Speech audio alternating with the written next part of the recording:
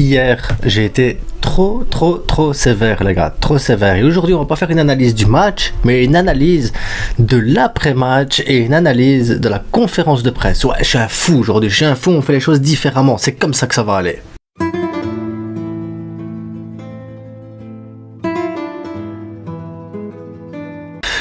Donc, j'ai hésité, je me suis dit, tiens, on va faire une analyse du match, mais bon, le match a été très compliqué, le match a été très fermé, les joueurs de Mallorca, ils ont pas voulu jouer au foot, le Barça a essayé de jouer au foot, mais c'est compliqué de jouer contre une équipe qui a pas envie de jouer.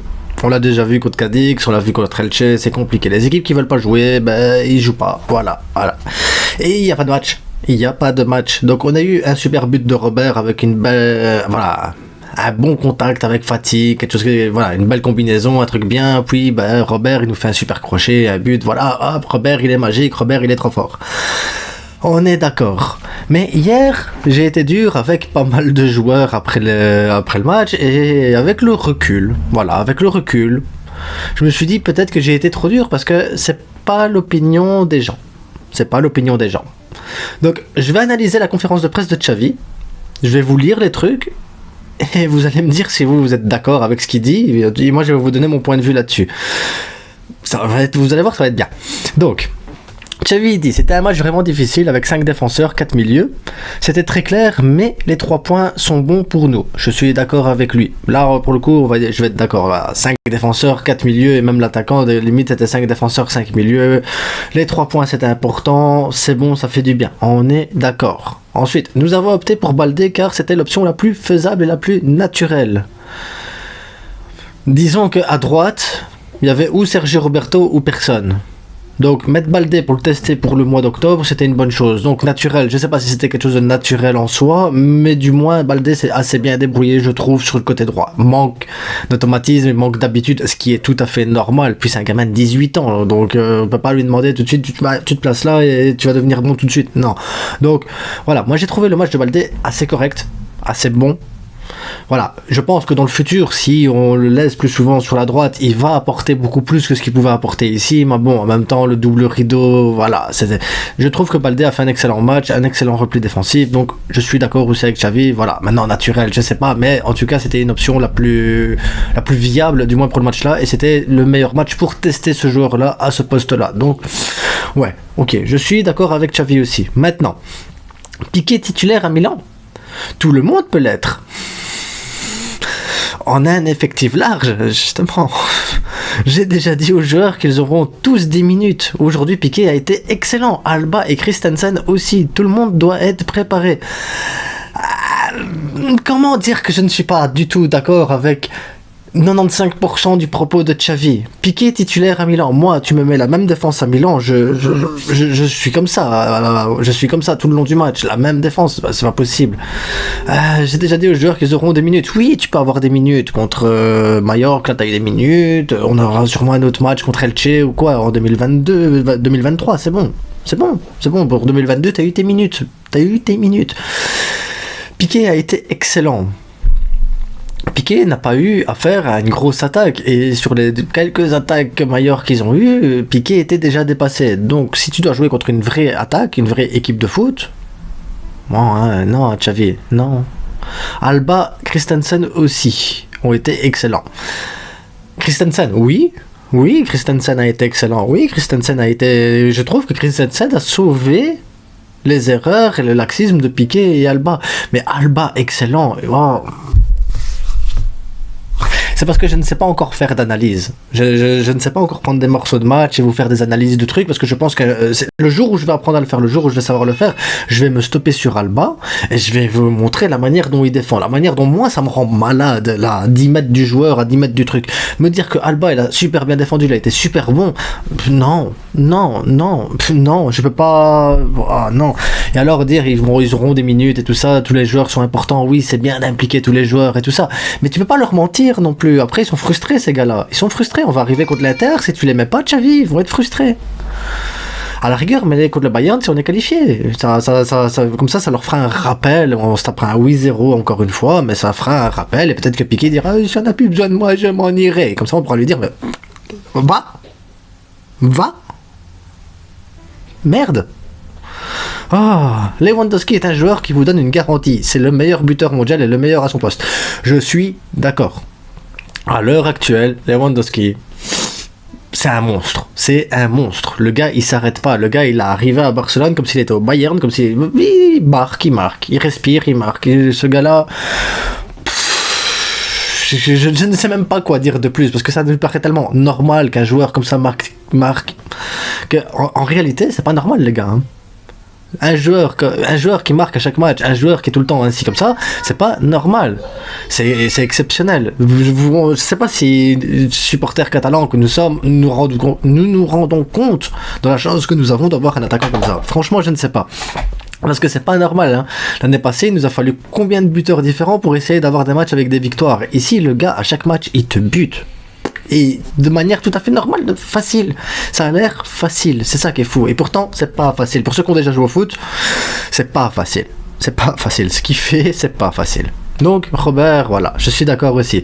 Donc, Ansu a été très bon. Je l'ai vu à 100%. Les 2 semaines étaient top. Il a été extraordinaire à l'entraînement. Aujourd'hui, très bien, avec une assist pour Robert. Ansu veut être important. Je suis convaincu qu'il le sera. Je suis convaincu aussi qu'il sera important en dessous. Je suis convaincu que les entraînements lui apportent du bien. Je suis convaincu aussi que Ansu, c'est le futur du Barça. C'est le futur du Barça. C'est certain.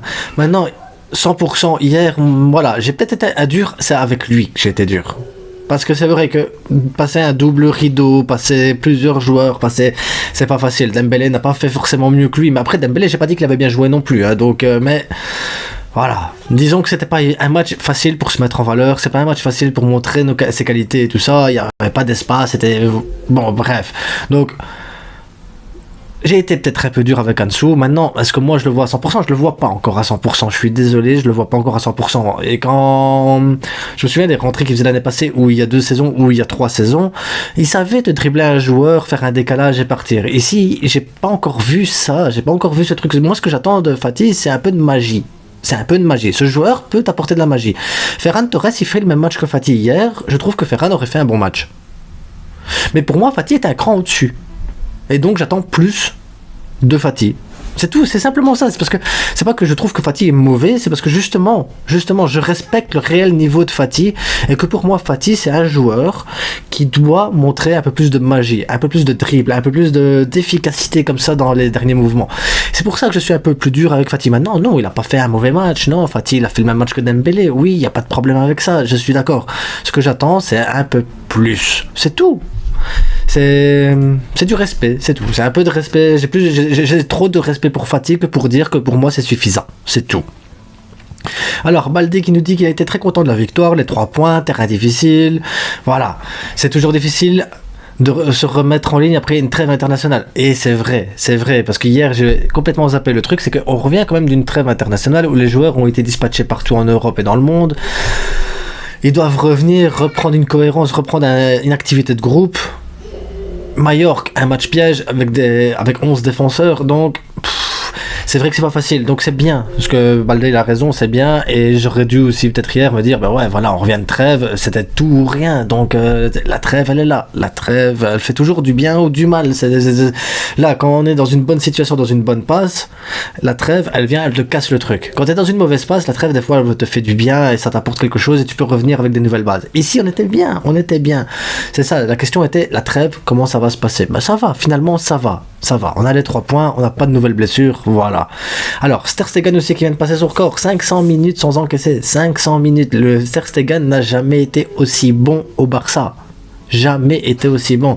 Et c'est important, oui d'accord, on n'a pas joué des gros clubs, mais même les petits clubs les années précédentes, ils pouvaient te prendre un but et tout. Regardez, hier, il n'a pas eu beaucoup d'arrêts à faire, mais le peu d'arrêts qu'il a eu à faire, il devait les faire. Et il les a fait. Et c'est ça qu'on attend de Ter Stegen. C'est ça, c'est ce niveau de jeu, c'est ce niveau d'importance dans l'équipe. Donc, c'est bien. Voilà, c'est bien. Je vais m'arrêter là. C'est bien. Continue mon loulou. Tu vas cartonner. Match prochain en championnat, je sais plus contre qui on joue, mais tu n'encaisses pas. Comme ça, tu poursuis ton truc. Continue.